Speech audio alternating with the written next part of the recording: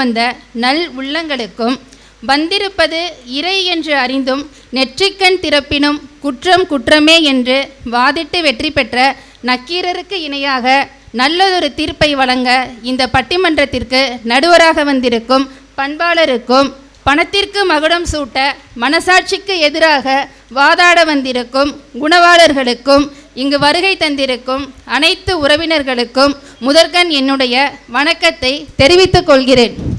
எதிரணியினருக்கு எங்கள் மேலே என்ன கோவன்னே தெரியலைங்க. வந்ததுலேருந்தே எங்களை திட்டிக்கிட்டே இருக்காங்க. ஆட தெரியாதவன் வழி கோணல்னு சொன்னாலாம், அந்த மாதிரி தான் இருக்குது. இப்போ எதிரணியினர் வந்து பேசிட்டு போகிறது. ஒரு இல்லற வாழ்க்கைக்கு தேவையான தகுதி குணம்தான் தெரிஞ்சும் பணம்னு பேசிட்டு போகிறாங்களே, என்னம்மா இப்படி பண்ணுறீங்களேம்மா. அக்கா சொன்னாங்க, எங்களுக்கு பணம் குணங்கிறது ஊறுகாய் மாதிரியாம், பணங்கிறது சாப்பாடு மாதிரியாம். பார்த்துக்கா, அளவோடு சாப்பிடுங்க, இல்லைனா சுகர் பிபின்னு எல்லா பிரச்சனையும் வந்து சேர்ந்துட போகுது. வேவு பார்க்கும்போது நம்ம பெற்றவங்க அரசாணி பின்னாடி நின்று வேவு சொல்கிறாங்கன்னு சொல்கிறாங்க. என் பொண்ணுக்கு இவ்வளோ நகை போடுறீங்க, இவ்வளோ பணம் செஞ்சுருக்கேன் அப்படின்னு அவங்களே தான் சொல்கிறாங்க. பெற்றவங்களுக்கு தெரியும் அந்த பொண்ணை எப்படி வளர்த்தாங்க, அந்த பொண்ணோட குணம் என்னென்னு. ஆனால் சீரு செஞ்சு வந்தால் தான் அந்த வீட்டில் மதிப்பாக வாழ முடியும்னு அவங்களே சொல்கிறதால தான் அந்த இடத்துல பெற்றவங்க கூட தன்னோட பொண்ணுக்கு தன்னால் முடிஞ்சதை செஞ்சு அந்த வீட்டுக்கு வாழ அனுப்பி வைக்கிறாங்க. அதனால தான் வேவு சொல்கிறாங்களே தவிர அவங்களோட பெருமையை காட்டுறதுக்காக சொல்கிறது கிடையாது. நம்முடைய இனத்துக்குனே ஒரு தனி பெருமை உண்டு நடுவர் அவர்களே. நம்முடைய சமுதாயம் தோன்றிய வரலாறு இங்கே வந்திருக்கிற எல்லாருக்குமே தெரிஞ்சிருக்கும். அந்த வரலாறை கொஞ்சம் திரும்பி பார்த்தோம் அப்படின்னா நம்முடைய முன்னோர்கள் எந்த காலத்துலேயுமே பணத்துக்கு முக்கியத்துவம் கொடுக்கல அப்படிங்கிறது தெளிவாக புரியும். பண்டைய காலத்தில் காவிரி பூம்பட்டினத்தில் வணிகம் செஞ்சு வாழ்ந்த நம் முன்னோர்கள் சோழ மன்னர் ஒருவர் நம் இனத்து பெண்ணை திருமணம் செய்யணும் அப்படின்னு ஆசைப்பட்டு நம்ம சமுதாய மக்கள்கிட்ட வந்து பெண் கேட்டபோது நம் இனத்தவர்கள் மன்னருக்கு பெண் கொடுக்க மறுத்துட்டாங்க. அது மட்டும் இல்லாமல் வணிகம் மூலம் தான் சேர்த்து வச்ச அத்தனை செல்வத்தையுமே காவிரி பூம்பட்டினத்திலேயே விட்டுட்டு இரவோடு இரவாக கிளம்பி ஊரை விட்டே வெளியேறி வல்லம் வந்து சேர்ந்தாங்க. அப்படிங்கிறது தான் நம்முடைய பூர்வீக வரலாறு. நம்முடைய முன்னோர்கள் மட்டும் பணத்திற்கு ஆசைப்பட்டவர்களாக இருந்திருந்தாங்கன்னா மன்னருக்கே நம் இனத்து பெண்ணை திருமணம் செய்து கொடுத்து அங்கேயே இன்னும் செல்வ செழிப்போட வாழ்ந்திருக்கலாம். ஆனால் பணம், பதவி, பொன், பொருள் இதெல்லாம் எங்களுக்கு முக்கியம் இல்லை அப்படின்னு நினச்சி வணிகத்தில் கொடிகட்டி பறந்த அந்த காவிரி பூம்பட்டினத்தை விட்டே வெளியேறி வல்லநாடு போய் சேர்ந்ததால தான் நமக்கு இன்றைக்கி வல்லநாட்டு செட்டியாருங்கிற பேரே வந்திருக்கு. அப்படிப்பட்ட குணமுள்ள முன்னோர்கள் வழிவந்த நாம் மட்டும் எப்படிங்க பணத்துக்கு ஆசைப்பட்டவங்களா இருக்க முடியும்? ஒரு பொண்ணுக்கு பெற்றோர்கள் ஒரு பெண்ணுக்கு திருமணம் செய்கிறாங்க அப்படின்னா முதல்ல பார்க்குற விஷயம் குணமாக மட்டும்தான் இருக்க முடியும். இதுக்கு நான் தேவர்கள் காலத்திலேருந்தே ஒரு உதாரணம் சொல்லலாம் அப்படின்னு நினைக்கிறேன். தேவர்கள் வாழ்ந்த காலத்தில் செட்டியார் ஒருத்தர் இருந்தார். அவர் தன்னோட பொண்ணுக்கு மாப்பிள்ளை பார்க்குறாரு. ஒரு வரனும் வருது. அவர் ஒரு பெருமாள் பக்தராக இருக்கார். அவர் என்ன நினைக்கிறாருன்னா தன்னோட பொண்ணை ஒரு நல்ல குணமுள்ள பையனுக்கு தான் கல்யாணம் பண்ணி கொடுக்கணும்னு நினச்சி பெருமாள்கிட்ட போய் வேண்டாரு. கடவுளே, இந்த பையன் நான் என் பொண்ணை கட்டி கொடுக்குற பையன் நல்ல குணமுள்ள பையனாக தான் இருக்கணும். இந்த பையனுக்கு நல்ல குணம் இருக்கா அப்படின்னு நீ தான் எனக்கு தெரியப்படுத்தணும், அப்படின்னு உன்னை தான் நான் நம்பியிருக்கேன், நீ தான் எனக்கு வழிகாட்டணும் அப்படின்னு சொல்லி வேண்டாரு. இதை பார்த்த லக்ஷ்மி, சரி நம்ம போகலாம், நம்ம பக்தருக்கு நம்ம உதவி செய்யலாம் அப்படின்னு நினச்சி அங்கேருந்து கிளம்பி வரும்போது அவங்க அக்காவும் நானும் கூட வரேன் அப்படின்னு சொல்லி 2 பேருமே கிளம்பி வராங்க. லக்ஷ்மி சொல்கிறாங்க, நம்ம 2 பேருமே போவோம், அந்த பையன்கிட்ட போய் நம்ம 2 பேரில் யார் அழகு அப்படின்னு கேட்போம் அப்படின்னு சொல்கிறாங்க. ஒருவேளை பணத்துக்கு ஆசைப்பட்டு நான் தான் அழகு அப்படின்னு சொன்னால் நான் அங்கேருந்து கிளம்பிடுவேன். இல்லை, நீ அழகுலன்னு சொல்லி உன்னோட மனசை கஷ்டப்படுத்தினா என் அக்கா மனசை கஷ்டப்படுத்தின இடத்துல நான் இருக்க மாட்டேன், வா நம்ம போய் கேட்போன்னு போகிறாங்க.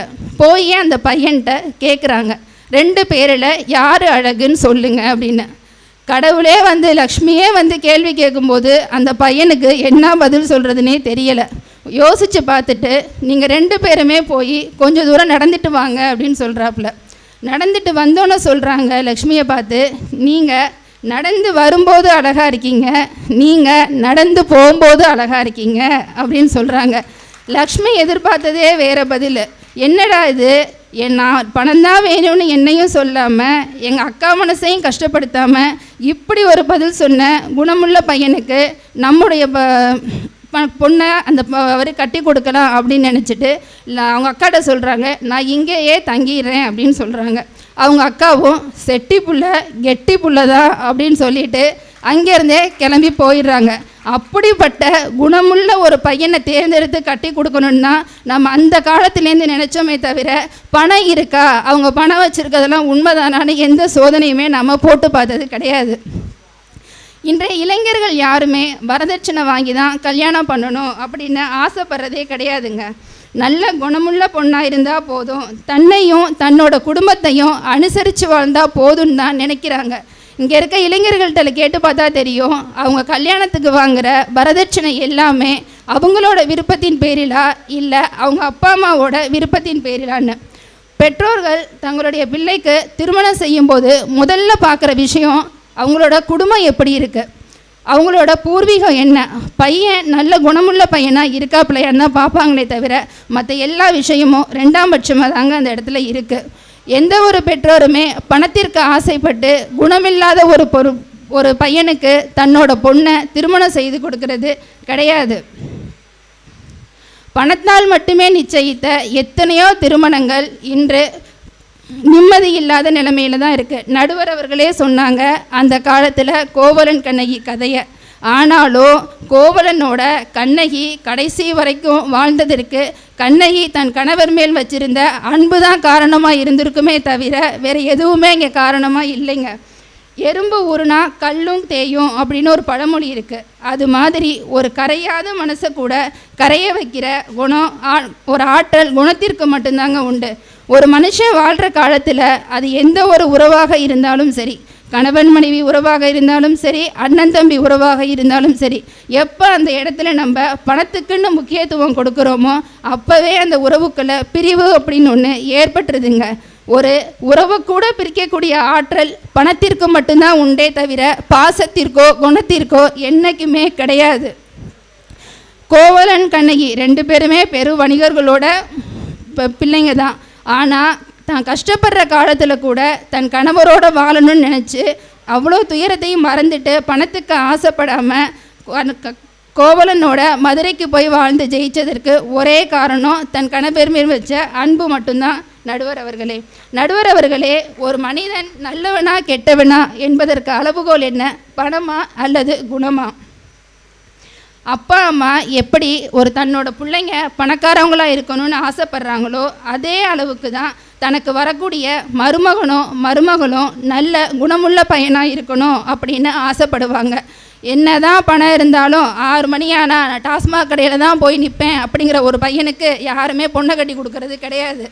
எங்களை பொறுத்த வரைக்கும் கொலுசுங்கிறது காலில் தான் போடுவோம், குங்குமங்கிறத நெத்தியில் தான் வைப்போம். எங்கள் அணியை பொறுத்த வரைக்கும் பணங்கிறது கொலுசு மாதிரி, குணங்கிறது குங்குமம் மாதிரி. நடுவர் அவர்களே, இப்படி எந்த ஒரு விதத்தில் பார்த்தாலும் இறுதியில் வெல்லப்போவது குணம்தானே தவிர பணம் கிடையாது. பணம் அப்படிங்கிறது, அழகு அப்படிங்கிறது 6 வயசில் இருக்கும், ஆனால் 60 வயசில் இருக்காது. பணம் 1ஆம் தேதி இருக்கும், ஆனால் 30ஆம் தேதி இருக்காது. குணம் மட்டுமே ஒருவனுடைய வாழ்க்கையில் என்றும் நிலைத்து இருக்கும். இதைத்தான் நம்ம நடுவரும் சொல்ல போகிறாரு அப்படிங்கிற நம்பிக்கை எனக்கு இருக்குது. அப்படி நம்ம நடுவர் சொன்னாருன்னா அது அவருடைய குணத்தை குறிக்கும், அப்படி இல்லைன்னா அவர் எதிர் அணியிடம் வாங்கின பணத்தை குறிக்கும் அப்படின்னு சொல்லி என்னோட உரையை முடிக்கிறேன். நன்றி, வணக்கம்.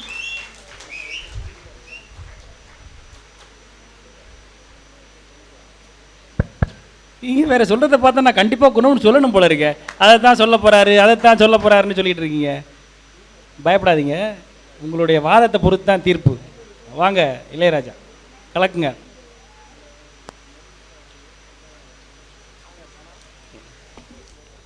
மூஷிக வாகன மோதக சஸ்த சாமர கர்ண விளம்பித சூத்திர வாமன ரூப மகேஸ்வர புத்திர விக்ன விநாயகா பாத நமஸ்தே.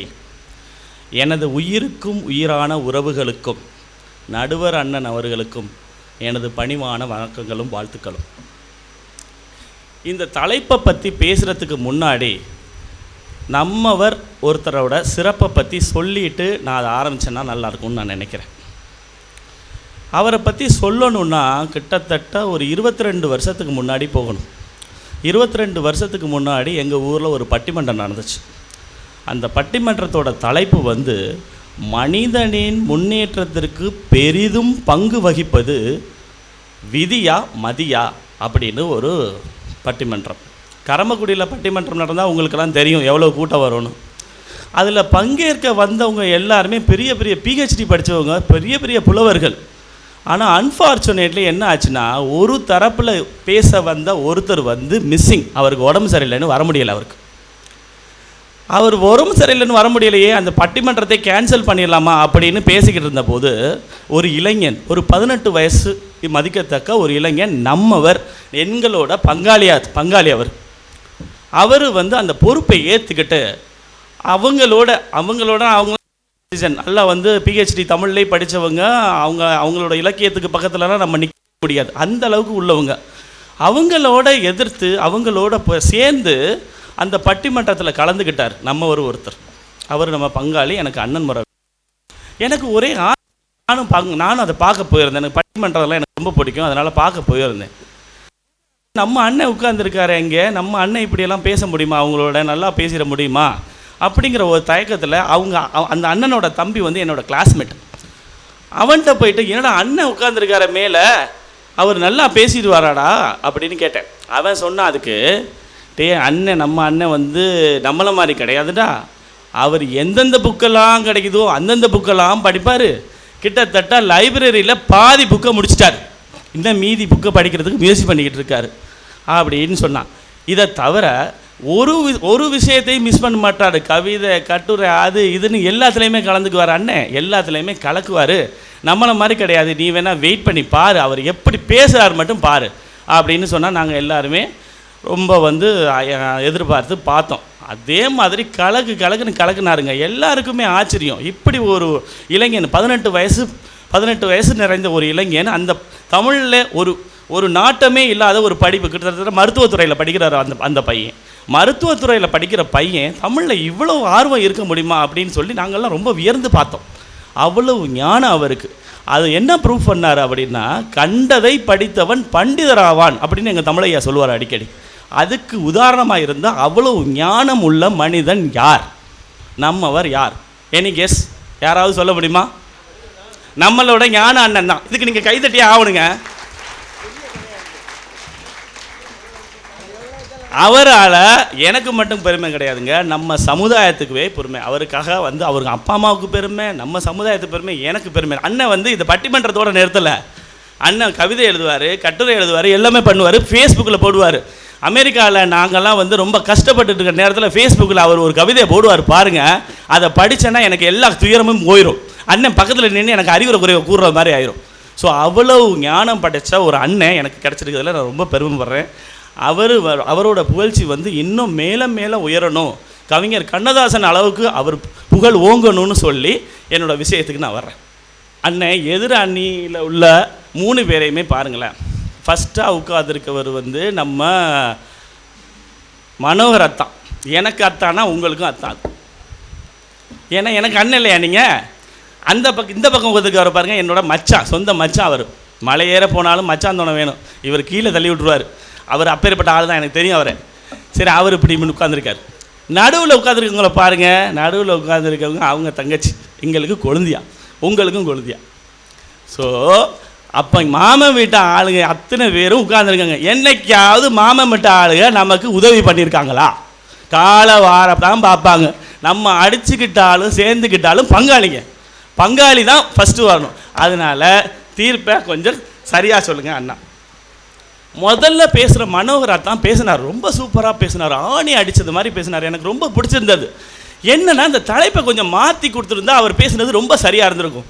கல்யாணம் எப்படி நடக்கணும் அப்படின்னு சொன்னதுக்கு கண்டிப்பாக அவர் பேசுனது ரொம்ப பொருத்தமாக இருக்கும்.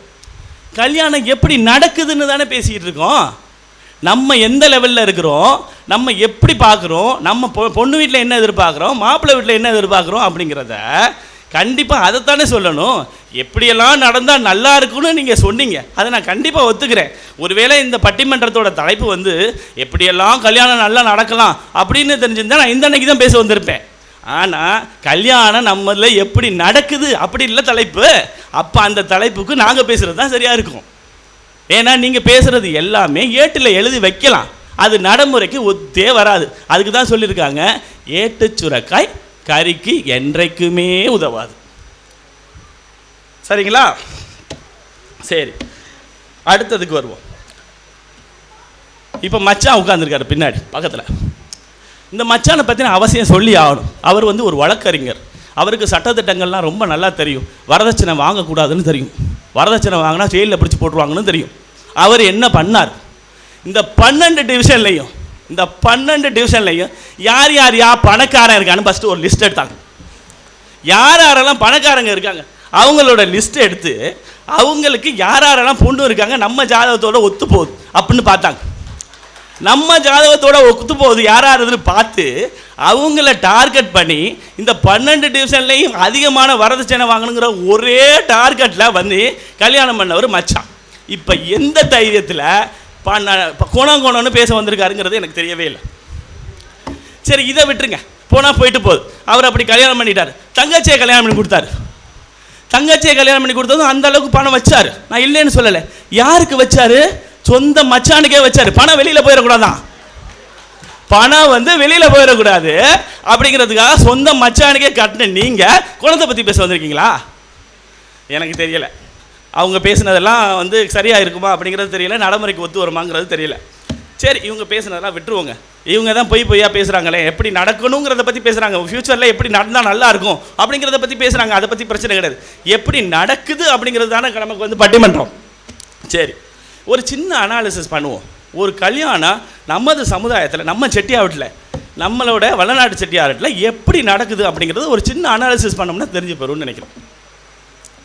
இப்போது பொண்ணு வீட்டுக்காரங்களை எடுத்துக்கோ.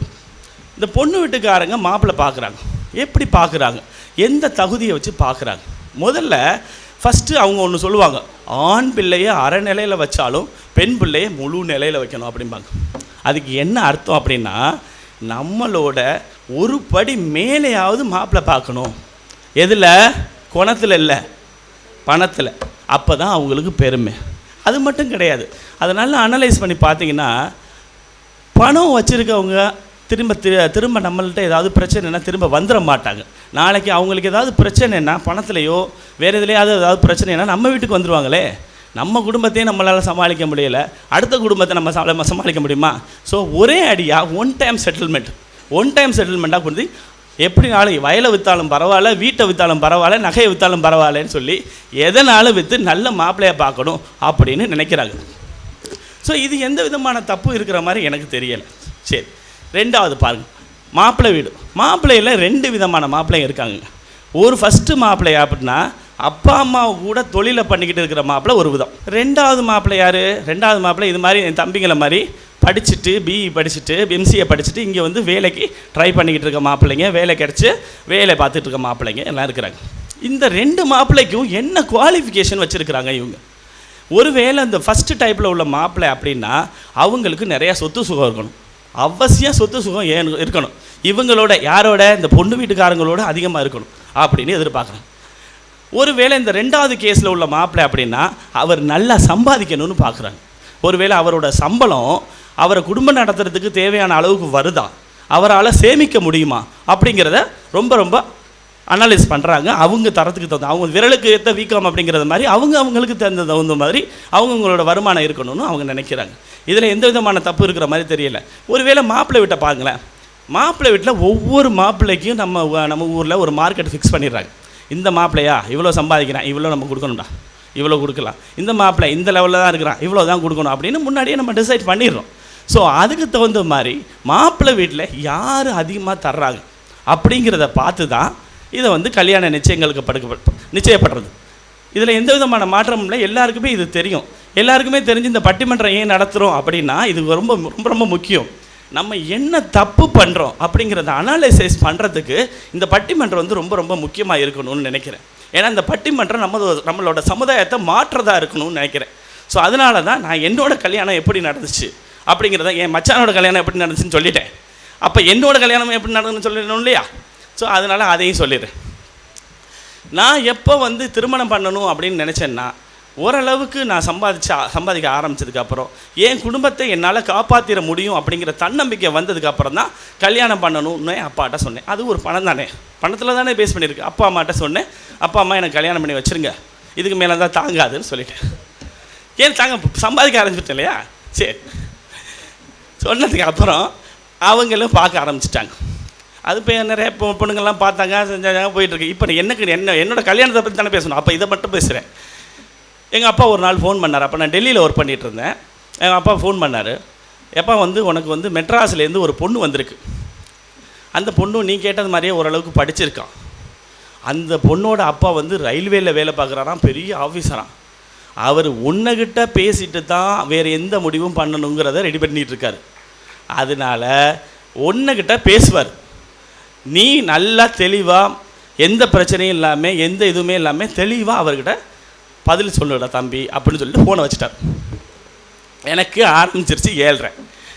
சரி, நானும் நைட்டு ஃபுல்லாக உட்காந்து ப்ரிப்பேர் பண்ணேங்க. சிலப்பதிகாரம், சீவக சிந்தாமணி அப்படின்னு சொல்லி எல்லாத்தையும் ப்ரிப்பேர் பண்ணேன். என்ன கொஸ்டின் கேட்டாலும் அதுக்கு பதில் சொல்லிடுவோம் அப்படிங்கிற நிலைமையில் தமிழ்லையும் சரி இங்கிலீஷ்லையும் சரி ஏதோ என்னால் முடிஞ்ச வரைக்கும் ப்ரிப்பேர் பண்ணேன். அது சொன்னது மாதிரியே அவர் அடுத்த நாள் கால் பண்ணாருங்க. கால் பண்ணிவிட்டு அவர் கேட்ட முதல் கேள்வி இன்னும் ஞாபகம் இருக்குது, அவருக்கும் ஞாபகம் இருக்கும் கண்டிப்பாக. தம்பி, நீங்கள் வந்து டிசிஎஸில் வந்து டெல்லியில் வேலை பார்க்குறீங்கிறது எனக்கு தெரியும், உங்கள் அப்பா சொல்லிட்டார். ஆனால் உங்களோட சம்பளம் எவ்வளவு? நீங்கள் வாங்குகிற சம்பளத்தை வச்சு உங்களால் குடும்பம் நடத்த முடியுமா? குடும்பம் நடத்துனது போக நீங்கள் உங்களால் ஏதாவது பணத்தை சேவ் பண்ண முடியுமா உங்களோட ஃப்யூச்சருக்காக? அப்படிங்கிறத ஆணித்தனமாக கேட்டார். எனக்கு ஒரே ஷாக் ஆகிடுச்சு. என்னடா அது நம்ம ப்ரிப்பேர் பண்ணாத ஒரு கேள்வியை கேட்குறாரடா அப்படின்னு நினச்சி சமாளித்து, ஏன்னா உண்மையை சொல்கிறதில்ல, நமக்கு ஒன்றும் ப்ரிப்பரேஷன் தேவையில்லை. பொய்யை சொல்லணுன்னா தான் நம்ம மாதிரி வந்து ப்ரிப்பரேஷன்லாம் பண்ணணும். ஸோ உண்மையை சொல்கிறதுக்காக தயாராகி என்னோடய சேலரி ஸ்லிப்பை எடுத்துனேன். ஏன்னா பிரிண்ட் அவுட் வச்சுருப்போம் இல்லையா, அதை எடுத்துகிட்டு என்னோட சேலரி, பேசிக் சேலரி இவ்வளோங்க, ஹெச்ஆர்ஏ இவ்வளோங்க, டிஏ இவ்வளோங்க, ப்ளஸ் டாக்ஸ் இவ்வளோ பிடிக்கிறாங்க, பிஎஃப் இவ்வளோ பிடிக்கிறாங்க, கையில் இவ்வளோ வருது. கையில் வந்ததுக்கப்புறம் அதுக்கப்புறம் வீட்டு வாடகை இவ்வளவு ஆகுங்க, வீட்டு குடும்ப செலவு இவ்வளோ ஆகுங்க, இவ்வளோ செலவு இவ்வளவு வந்து நான் வந்து சேமிக்கலாங்க அப்படின்னு நான் சொல்லிட்டேன். இது சொன்ன உடனே அவருக்கு ரொம்ப இம்ப்ரெசிவ் ஆகிடுச்சு. ஏன்னா எல்லாத்தையும் உண்மையை சொல்கிறதுல என்ன இருக்குது, நம்ம வந்து மடியில் கனவு இருந்தால் தானே பயப்படணும். நமக்குலாம் என்னமே கனவு இல்லை, நமக்கு இவ்வளோ தான் வருமானம் வருது, இதை வச்சு தான் நம்ம குடும்பம் நடத்தணும், இதை வச்சு தான் நான் குடும்பம் நடத்துவேன். உங்களுக்கு இதில் வந்து திருப்திகரமாக உங்கள் பொண்ணு வந்து என்னோட வாழ்கிறதுக்கு இஷ்டம்னா கல்யாணம் பண்ணுங்கள். இல்லைண்ணா நான் பாட்டு சம்பளத்தை என்ன சம்பளம் 2-3 லட்ச ரூபா, நான் பாட்டு அங்கே இருக்கேன் இங்கே இருக்கேன்னு சொல்லிவிட்டு நாளைக்கு வந்து அதெல்லாம் இல்லையாடான்னு கேட்டாங்க, நம்ம சட்டையில் பிடிப்பாங்க. நம்ம வருமானம் எவ்வளவோ அதை நீட்டாக சொல்லிட்டோம். அவர் அதில் வந்து ரொம்ப இம்ப்ரெசிவ் ஆகிட்டார். ஏன்னா நம்ம வந்து உண்மையை சொல்லிட்டோம் இல்லையா, ரொம்ப இம்ப்ரெசிவ் ஆகி அதுக்கப்புறம் வந்து அவர் பொண்ணை பற்றியெல்லாம் சொன்னார். பொண்ணை பற்றியெல்லாம் சொல்லிவிட்டு ஃபோனை கட் பண்ணிட்டார். அதுக்கப்புறம் எங்கள் அப்பாவுக்கு நான் ஃபோன் பண்ணேன். அப்பா, இது மாதிரி நீங்கள் சொன்னது மாதிரியே அவர் எனக்கு ஃபோன் பண்ணார். அவர் நான் நினச்ச கொஸ்டின்லாம் கேட்கல. அவர் வந்து இந்த மாதிரி வந்து சம்பளத்தை பற்றியெல்லாம் கேட்டாருப்பா. ஆம்பளைங்கள்ட்ட சம்பளம் கேட்கக்கூடாதுன்னே சொல்லுவாங்க, ஆனால் இருந்தாலும் நான் சொல்லிட்டேன், எல்லாத்தையும் சொல்லிட்டேன், எல்லாமே சொல்லிட்டேன்ப்பா. அவர் என்ன முடிவு பண்ணுறாரு தெரியலை. ஒருவேளை அவர் உங்கள்கிட்ட பேச வந்தாருன்னா நீங்கள் இந்த சம்பந்தத்தை விட்டுற வேண்டாம். ஏன்னா பொண்ணு படிச்சிருக்குன்னு சொல்கிறாங்க. அந்த காலத்தில் கிட்டத்தட்ட எனக்கு 13 வருஷத்துக்கு முன்னாடி கல்யாணம். படித்த பொண்ணுங்கள்லாம் கொஞ்சம் குறைவு. அப்போது எனக்கு தெரியுதா தெரியல, படித்த பொண்ணுங்கள்லாம். ஏன்னா நான் டெல்லியில் இருக்கலையா, டெல்லியில் இருக்கும்போது அங்கே ஹிந்தி தெரியாட்டியும் பரவாயில்ல, ஓரளவுக்கு இங்கிலீஷ்னாலும் தெரியணும். நான் தனியாக வீட்டில் விட்டுட்டு போனால் மேனேஜ் பண்ணணும் இல்லையா. இதில் இங்கே இருக்கிற ஒரு கிராமத்து பொண்ணை கல்யாணம் பண்ணிட்டு போயிட்டு அங்கே போய் கஷ்டப்பட வச்சுக்கூடாது. ஸோ அந்த ஒரு சூழ்நிலையில் இது பரவாயில்லப்பா அப்படின்னு அப்பாட்ட சொன்னேன். அப்பா சொன்னார், தம்பி நீ சொன்னதெல்லாம் கரெக்டுப்பா, இதில் எந்த விதமான மாற்றமும் இல்லை, ஆனால் நமக்குன்னு ஒரு வரமுறை இருக்குது. எங்கள் அப்பாவை பற்றி சின்ன குறிப்பு ஒன்று சொல்லிடுறேன். எங்கள் அப்பா வந்து எனக்கு எப்போவுமே ஹீரோ. அவர் வந்து எப்பவும் எல்லாருக்குமே எல்லாரோட அப்பாவும் ஹீரோ தான், இதில் எந்த விதமான மாற்றமும் இல்லை. எனக்கு எங்கள் அப்பா ரொம்ப ஹீரோ. அவர் வந்து ஒரு படிக்காத மேதை. அவர் சொன்னது சொல்கிறது எல்லாமே வந்து ரொம்ப அறிவுள்ளதாக இருக்கும். அதாவது நான் 7வது படிக்கும்போதே அப்பா என்கிட்ட என்னை சொல்லி வளர்த்தது என்னென்னா, அங்கே எங்கள் ஊரில் ஒரு வாத்தியார் விட்டு பையன் அமெரிக்காவில் இருந்தாப்புல, அப்போயே சொல்லி தான் வளர்ப்பார். அந்த வாத்தியார் விட்டு பையன் மாதிரி நீ போகணுண்டா அப்படிம்பாரு. நான் படிக்கிறதே பற்றி எனக்கு எல்லாருமே தெரியும். நான் படிக்கிறதெல்லாம் ரொம்ப ரொம்ப ரொம்ப பார்டர் மார்க்கில் தான் வாங்குவேன். ஆனால் இருந்தாலும் என் மேலே ரொம்ப தன்னம்பிக்கை அதிகமாக வச்சு படிக்க வச்சார். அவ்வளோ தூரம் உள்ளவர் வந்து எல்லாமே நல்லது தான் சொல்லுவார், கெட்டது எதுவும் சொல்ல மாட்டார். அவர் சொன்ன விஷயங்களை சொல்கிறேங்க. எனக்கு உனக்குன்னு ஒரு பரிவனம் வாங்கணும் அப்படின்னு சொல்லி முடிவு பண்ணியிருக்கோம். அந்த பரிவனத்தை அவங்க கொடுக்குற மாதிரி இருந்தால் மட்டும்தான் நம்மளால் கல்யாணம் பண்ண முடியும். அவங்க ஒருவேளை அந்த பரிவனத்தை கொடுக்க முடியாதுன்னு சொன்னால் அவங்கள்ட்ட நம்மளால் கல்யாணம் பண்ண முடியாது. இதுக்கு 2 காரணம் இருக்குது. ஒரு காரணம் என்னென்னா, சப்போஸ் ஒருவேளை அவங்க பரிவனமே வாங்காமல் நம்ம கல்யாணம் பண்ணுறோன்னு நம்ம ஒத்துக்கிட்டாலும் மாப்பிள்ளைக்கு ஏதோ குறைபாடு இருக்குதுன்னு சொல்லுவாங்க. நம்பர் 1. நம்பர் 2, ஒருவேளை இப்போ வந்து நீ உனக்கு ஏதாவது கஷ்டம் அப்படின்னா என்கிட்ட வர, நான் உனக்காக கஷ்டப்பட்டு நான் பணத்தெல்லாம் அனுப்புகிறேன், டெல்லிக்கு அனுப்புகிறேன், ஏதோ பண்ணுறேன். ஆனால் நீ கல்யாணம் ஆனதுக்கு அப்புறம் உனக்கு ஏதாவது கஷ்டம்னாலோ உன் பிள்ளைங்களுக்கு ஏதாவது கஷ்டம்னாலும் என்கிட்ட நீ வரக்கூடாது. உனக்குன்னு கொஞ்சம் பணம் வேணும். ஸோ அந்த பணம் தான் பரிவனம். அவங்க தர்ற பணத்தை எனக்கு ஒன்றும் வேண்டாப்பா, எனக்கு இருக்கிறது நான் வச்சுக்கிறது நான் வச்சுக்கிறேன், எனக்கு இருக்கிறது எனக்கு போதும், அந்த பரிவனத்தை உன் கையில் கொடுத்துட்றேன், இன்னையிலேருந்து உனக்கு நீ வந்து ஒரு குடும்ப தலைவன். அந்த தலைவனுங்கிற முறையில் உனக்குன்னு கொஞ்சம் பணம் வேணும், அந்த பணத்தை நீங்கள் எப்படி பண்ணணுமோ என்னன்னாலும் நீ பண்ணிக்கலாம் அப்படின்னு சொல்லிட்டான். ஸோ அவர் சொன்னதில் எந்த விதமான மாற்றமும் இல்லை, எந்த விதமான எதிர்கருத்தும் எனக்கு இல்லை. எப்பவுமே வந்து எங்கள் அப்பா என்ன சொன்னாலும் சரின்னு சொல்கிற ஆள் தான் நான்.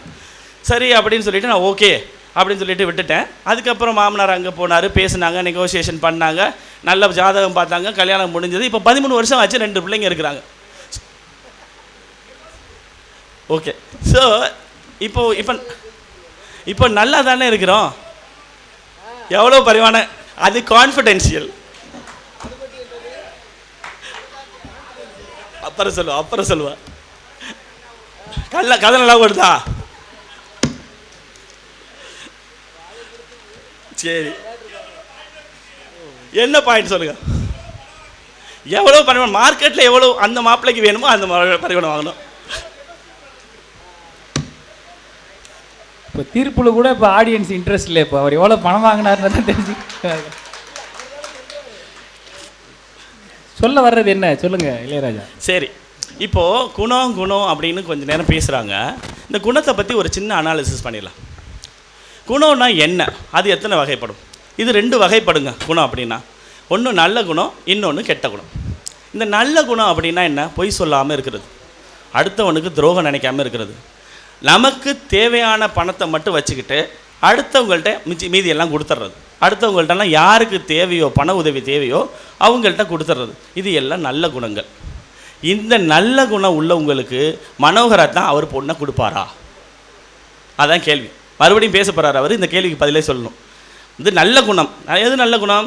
சம்பளம் வாங்குறாரு, ஒரு 10,000 ரூபா வாங்குறாரு, அவருக்கு தேவை ஒரு 2,000-3,000 தான். 2,000-3,000 வச்சுக்கிட்டு பாக்கி எல்லாத்தையும் தர்மம் பண்ணிடுறாரு. இப்படிப்பட்ட மாப்பிள்ளைக்கு மனோகரா தான் பொண்ணு கொடுப்பாரா அப்படிங்கிறது கொஸ்டின். அவர் வந்து சொல்லுவார் அது பதில். ரைட். இப்படிப்பட்ட மாப்பிள்ளைக்கு நம்மளாம் பொண்ணு கொடுக்க மாட்டோம். நம்ம என்ன சொல்லுவோம்? நம்ம பாஷையில் பித்துக்கோழி போயிடாவேன் அப்படி தான் சொல்லுவோமா? அப்படி தானே சொல்லுவோம். என்னடா பித்துக்கோழி போய் கையில் பணமே வச்சுக்க மாட்டேன், எல்லாத்தையும் அவன் அங்கங்கே கொடுத்துட்றான் அப்படிமே. ஸோ ஒரு நல்ல குணம் திருமணம் அப்படின்னு வரும்போது கெட்ட குணமாக மாறிடும். சரி, ஒரு கெட்ட குணத்தை எடுத்துக்கோங்களேன். பொய் சொல்கிறது ஒரு கெட்ட குணம். ஆஃபீஸில் லீவு வேணுங்க. ஆஃபீஸில் லீவு வேணும்னா நான் உண்மையை சொல்லி கேட்டேன்னா லீவு கிடைக்காதுங்க. உண்மையிலே லீவு கிடைக்காது. ஏதோ ஒரு பொய்யை சொல்லி எனக்கு என் பொண்டாட்டிக்கு உடம்பு முடியலை, மாமியாருக்கு உடம்பு முடியலைன்னு ஏதோ ஒன்று பேரை சொல்லி அவங்கள்ட்ட லீவு கேட்போம். அவங்களும் சிரிச்சுக்கிட்டே லீவு கொடுத்துருவாங்க. ஏன்னா அவங்க மேனேஜர்ட்டையும் அவங்க அப்படி தான் சொல்லி வாங்குவாங்க. ஸோ இது பொய். அதனால தான் திருவள்ளுவரே சொல்லியிருக்காரு, பொய்மையும் வாய்மை இடத்து புரை தீர்ந்த நன்மை பயக்கும் மணியில். இதுக்கு அர்த்தம் என்னென்னா, பொய் கூட உண்மை அப்படின்னு சொல்லலாம். எப்போ அது யாருக்குமே எந்த தீங்கும் இருக்காது அப்படின்னு சொல்கிற நேரத்தில் பொய் கூட உண்மை அப்படின்னு சொல்கிறாரு. அப்போ அதெல்லாம் ஒத்துக்கிறோம் இல்லையா? ஸோ ஒரு கெட்ட குணத்தை நல்ல குணமாக ஏற்றுக்கிறோம். ஸோ குணத்துக்கு அப்படின்னா எந்த விதமான இதுவுமே கிடையாது, ஒரு வேல்யூமே கிடையாது. குணம் என்கிட்ட ஒரு மாதிரியா, நான் ஒரு மாதிரி பார்ப்பேன், நீங்கள் ஒரு மாதிரி பார்ப்பீங்க. ஸோ குணத்துக்கு அப்படின்னு எந்த ஒரு இதுவும் கிடையாது. ஆனால் 10,000 ரூபா பணத்தை டெபாசிட் பண்ணுறோன்னு வச்சுக்கோங்க. ஐசிஐசிஐ பேங்கில் 10,000 ரூபா பணத்தை டெபாசிட் பண்ணுறோன்னா அதோட வேல்யூ 10,000 ரூபா தான். உங்களுக்கும் 10,000 ரூபா தான், எனக்கும் 10,000 ரூபா தான். காரணம் போயிடும், அது வேறு வேலை. சரி, ஓகே. இந்த குணத்தை பார்த்து தான் ஒரு பையனுக்கு கல்யாணம் பண்ணி வைப்பேன் அப்படின்னா, இந்த குணத்தை பார்த்து தான் ஒரு பையனுக்கு கல்யாணம் பண்ணி வைனா பையனுக்கு கல்யாணம் பண்ணி வைக்க முடியாது. 60ஆம் கல்யாணம் பண்ணி வைக்கலாம். 60ஆம் கல்யாணம் வைக்கும் போது 2 பேருக்கும் நல்ல குணம் இருக்கும். இந்த பசங்களுக்கெல்லாம் நல்ல குணம்லாம் இருக்காதுங்க, கொஞ்சம் கொஞ்சம் தான் இருக்கும். நான் எல்லாமே கெட்ட குணம்னா கம்ப்ளீட்டாக கெட்ட குணம், யாரையும் கொலை பண்ணுறதெல்லாம் கிடையாது. ஒரு சில தப்பு தான் பண்ணுவாங்க, அப்படி இருந்தால் தான் அந்த பசங்க, இல்லைன்னா பசங்க கிடையாது. ஆனால் என் மாமனாருக்கு ரொம்ப ரொம்ப தெரியும், என்ன குணத்தை பற்றி என்னை பற்றி கேட்கவே இல்லை, அவருக்கு தெரியும் நல்லா. ஏன்னா அவர் பொண்ணு இங்கே வந்து 2 இடி இடித்தா என் குணம் தானாக மாறிடும் அப்படிங்கிறது அவருக்கு தெரியும். அதனால் அவர் குணத்தை பற்றி பேசவே இல்லை. ஸோ அது மாதிரி தான் எல்லாருமே. ஸோ குணம் அப்படிங்கிற அப்படி குணம் அப்படின்னு பேசிகிட்டு இருந்தோம்னா 60ஆம் கல்யாணம் தான் பண்ணி வைக்க முடியும். சரி, இதுக்கெல்லாம் விட்டுருவோம். நான் ஒரு சின்ன ஒரு இது மட்டும் இன்ஃபர்மேஷன் மட்டும் என்னோடய தம்பிகளுக்கு கொடுத்துட்டு நான் பேச்சை முடிச்சுக்கிறேன். இப்போ என்னன்னா நேரம் அதிகமாக போயிட்டுருக்கு. அப்படியா? சரி, முடிச்சிடவா? முடிங்க சீக்கிரம். சரி, என்னோடய தம்பிங்களுக்கு, என்னோடய வயசில் உள்ளவங்களுக்கு, என்னோடய சின்ன வயசில் உள்ளவங்களுக்கும் சொல்ல வர்றது என்னென்ன அப்படின்னா, பணம் கல்யாணத்தை நிச்சயம் பண்ணுறதுக்கு மட்டும் இல்லை, பணம் கல்யாணத்துக்கு அப்புறமும் ரொம்ப ரொம்ப தேவைப்படுது. ஸோ அதனால் பணத்தை கண்டிப்பாக கெட்ட வழியில் சம்பாதிக்க முடியாது, அந்த கெட்ட வழியில் சம்பாதிச்சாலும் அது நிலைக்காது. ஸோ அதனால் பணத்தை நல்ல வழியில் எப்படி சம்பாதிக்கிறது அப்படிங்கிறத டிஃப்ரெண்ட்டாக யோசிங்க. ஒரு வியாபாரம் பண்ணிங்கன்னா அதை எப்படி டிஃப்ரெண்ட்டாக பண்ணலாம் அப்படிங்கிறத யோசிங்க. ஒர்க் பண்ணிங்கன்னா அதில் ஹார்ட் ஒர்க் பண்ணி நல்ல பெரிய பெரிய ப்ரொமோஷன்ஸ் எல்லாம் வாங்குங்க, ஆன்சைட் போங்க, வெளிநாடு போங்க, பணத்தை சம்பாதிங்க. பணத்தை சேர்த்த பணத்தை, சம்பாதிக்கிற பணத்தை எது தேவையோ கரெக்டாக எனக்கு இது மட்டும் தான் தேவை அப்படின்னு சொல்லி அந்த தேவைக்கு மட்டும் செலவு பண்ணுங்கள். தேவையில்லாமல் அவனை பார்த்து நான் செலவு பண்ணுறேன், இவனை பார்த்து நான் செலவு பண்ணுறேன், அவன் கார் வச்சுருக்கான், நானும் கார் வச்சுருக்கேன், அவன் இது பண்ணுறான் அது வச்சுருக்கேன்னு கம்பேர் பண்ணி லைஃப்பை ஒரு கேட்காது. உங்களுக்கு என்ன தேவையோ அதை மட்டும் செலவு பண்ணிவிட்டு தேவையில்லாத செலவு பண்ணாத பணத்தை கண்டிப்பாக சேவ் பண்ணி வைங்க. இந்த சேவிங்கை நல்லா இன்வெஸ்ட்மெண்ட்டாக கன்வெர்ட் பண்ணுங்கள். இந்த இன்வெஸ்ட்மெண்ட்டும் இந்த சேவிங்கும் தான் உங்களுடைய கிரிட்டிக்கலான சமயத்துலையும் உங்களுடைய பிள்ளைங்களோட நல்ல வாழ்வுக்கும் உதவும் அப்படின்னு சொல்லி வாய்ப்புக்கு நன்றி கூறி, சிவா அண்ணன் என்னை முதல்ல கேட்டார், நீங்கள் பட்டிமன்றத்தில் பேசுகிறீங்களா அப்படின்னு கேட்டார். எந்த வாய்ப்பு வந்தாலும் நான் விட மாட்டேன், அதனால் அவருக்கு ஒரு நன்றி சொல்லிவிட்டு நான் முடிச்சுக்கிறேன். நன்றி, வணக்கம். அருமை.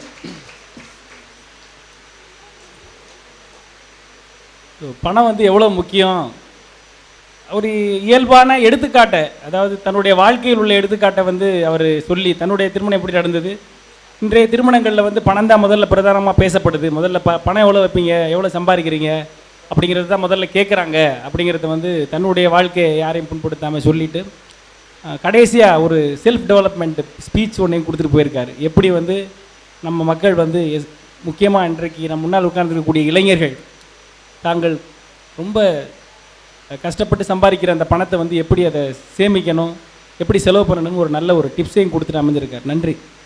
அடுத்ததாக குணமே என்ன ஏதாவது இருக்கா? குணம் அவர் ரொம்ப நேரம் பேசிட்டாரு, உங்களை வேறு போல்டு பண்ணிட்டாரு, என்னமோ நீங்கள் வேறு பணம் வாங்கியிருக்கலாம்ல, அப்படியா?